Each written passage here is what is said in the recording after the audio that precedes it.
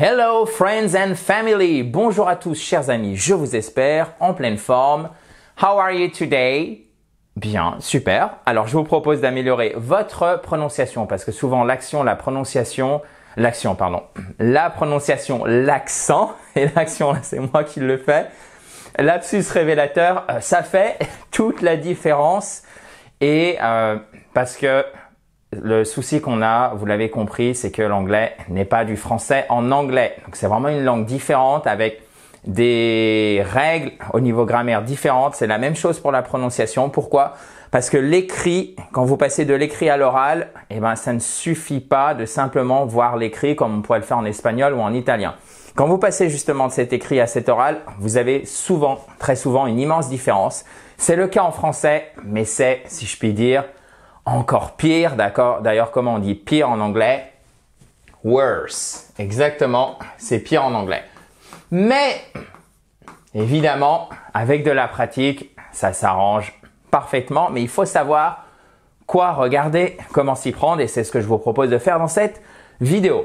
La première chose que vous devez savoir, c'est que en anglais, vous avez des voyelles courtes et des voyelles longues, contrairement au français. Regardez, et ça fait toute la différence. Par exemple, le mot bateau, ce n'est pas ship, non, c'est ship.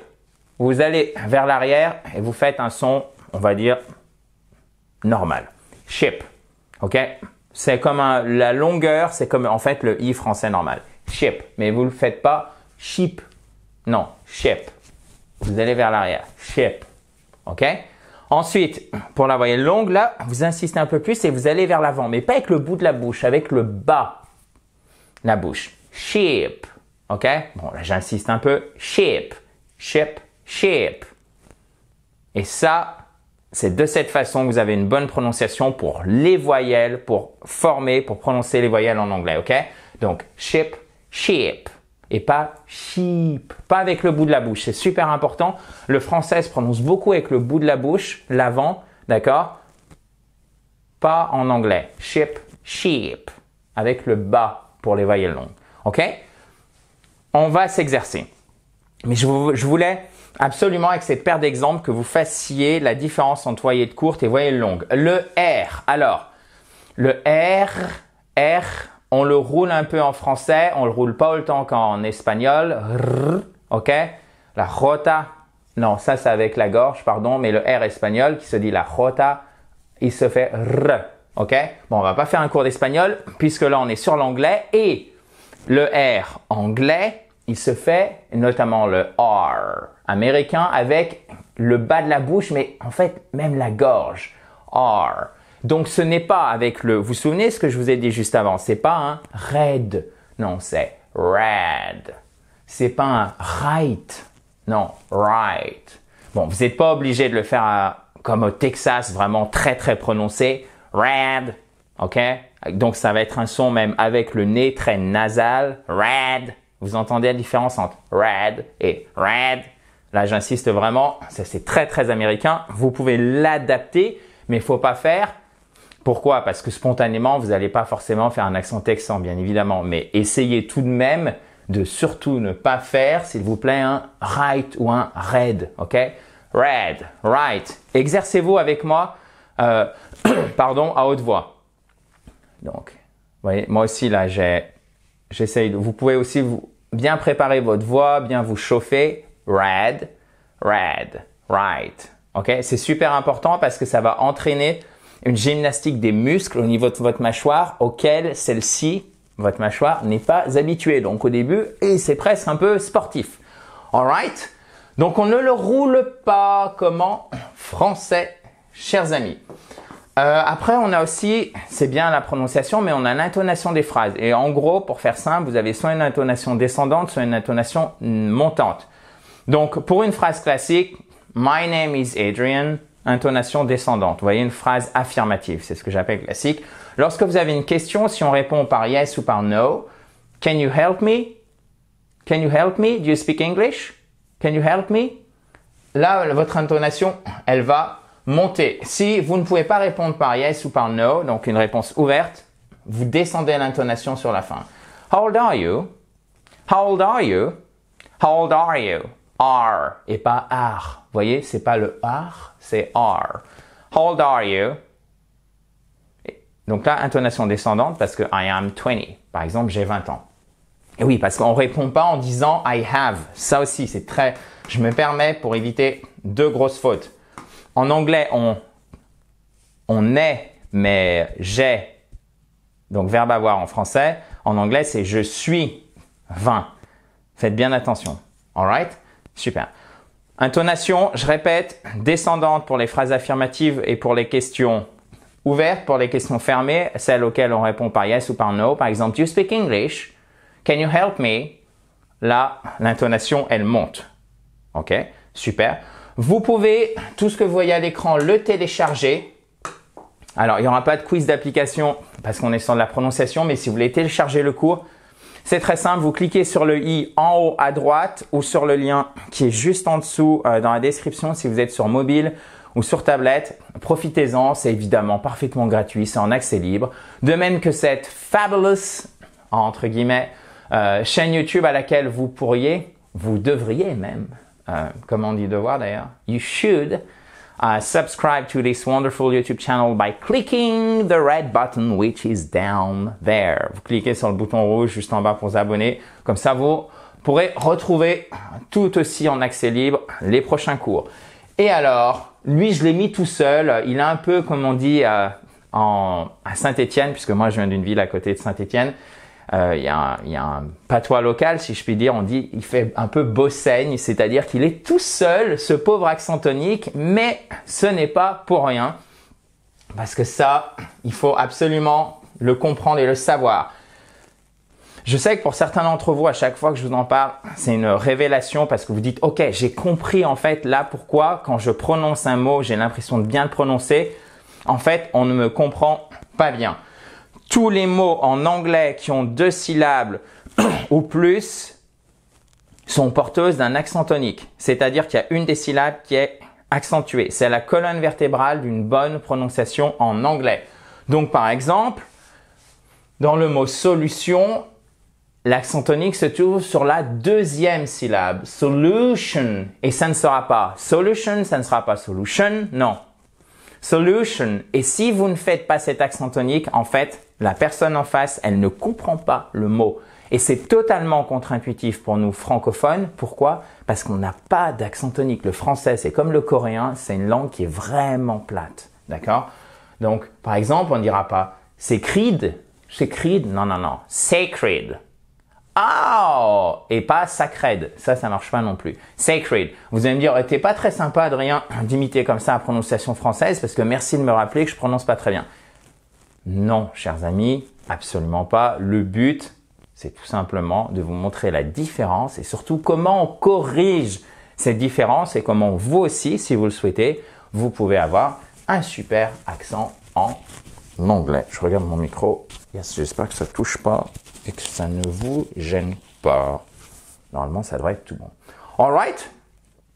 Alors, maintenant, on va s'entraîner. Vous pensez pas que j'allais vous laisser partir comme ça? Je vais vous lire les phrases. Peut-être, vous pouvez commencer par le faire dans votre tête, s'il vous plaît. Yeah. Allez-y. Celle-ci.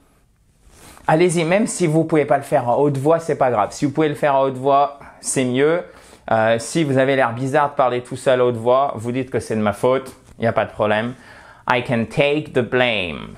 To take the blame, vous pouvez dire que c'est de ma faute. So, the sun is shining today. All right? The sun is shining, et pas shining, is shining today.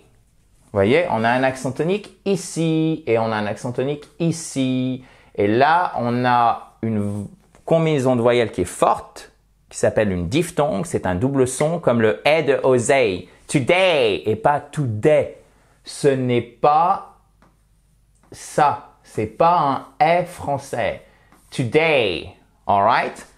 Maintenant, quand on a un « OU-GHT », quand on a un AU-GHT, généralement là, notre cerveau, si je puis m'exprimer de manière un peu familière, se met directement en PLS, position latérale de sécurité et boum, c'est fini, on ne sait pas comment prononcer. Je vais vous montrer, peut-être que vous le savez déjà, d'ailleurs essayez, prononcez cette phrase parce que moi ce que je veux c'est que vous parliez, moi je sais comment le prononcer mais c'est pour vous, allez-y. Alright. Et vous voyez qu'à chaque fois je vous mets la phonétique parce que la phonétique c'est le juge de paix. J'ai pas le temps de revenir dans la vidéo sinon elle va faire encore 3 heures et je parle déjà suffisamment, sans doute un peu trop, mais la phonétique, gardez ceci en tête, c'est toujours le juge de paix. Allez-y. She bought 2 green dresses. Vous voyez, ça c'est une voyelle longue, exactement comme ce qu'on a vu au début, right here, ok? Vous vous souvenez de sheep, bought. So, she bought 2 green dresses. Elle a acheté 2 robes vertes. Ok, perfect. Maintenant, puis-je commander une part de tarte?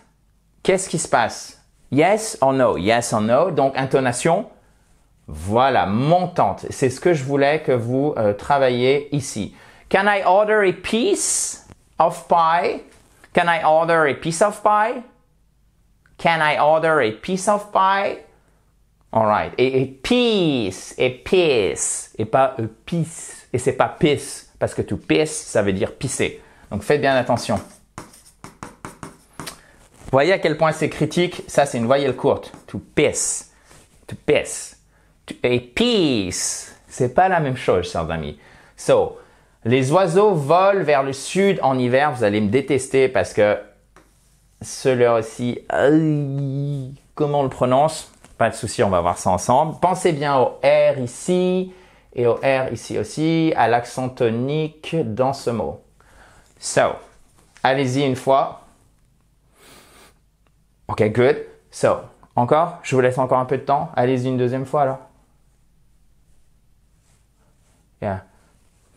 Birds fly south in the winter. Ok, so, birds fly.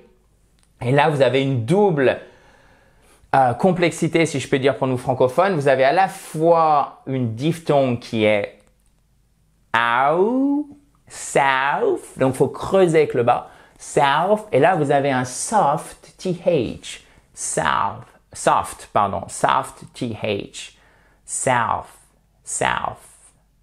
Birds fly south in the winter. Alright? Bon, on va la faire un petit peu plus vite ensemble. Birds fly south in the winter. Birds fly south in the winter. Bon, j'ai appuyé sur le the.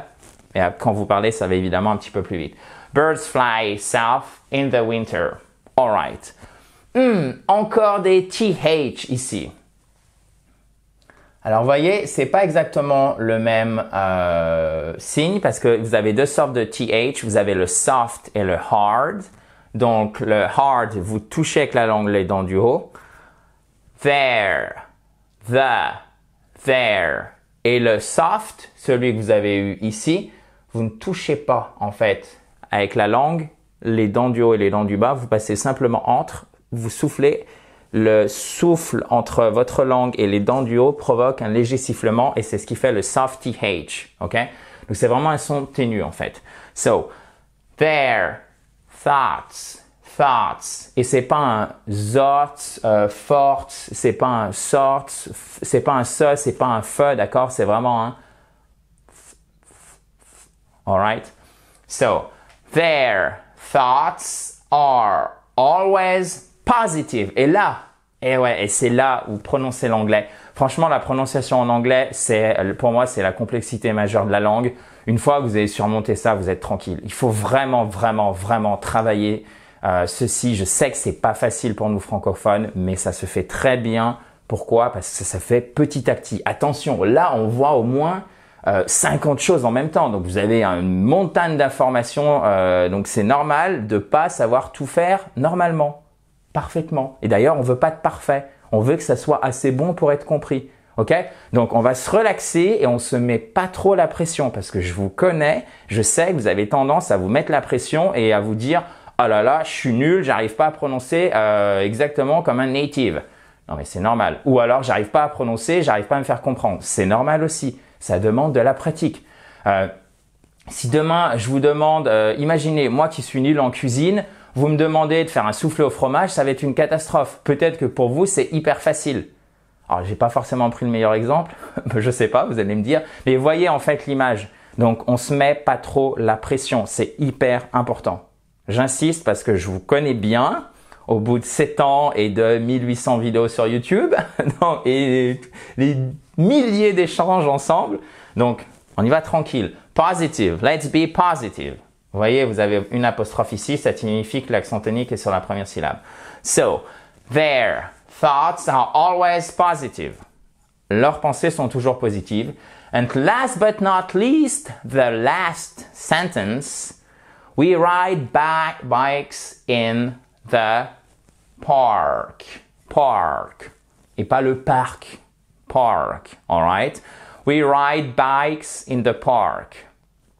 C'est tout bon? Yes. Okay, on va, let's repeat the sentences. The sun is shining today. She bought 2 green dresses. Can I order a piece of pie? Birds fly south in the winter. Their thoughts are always positive.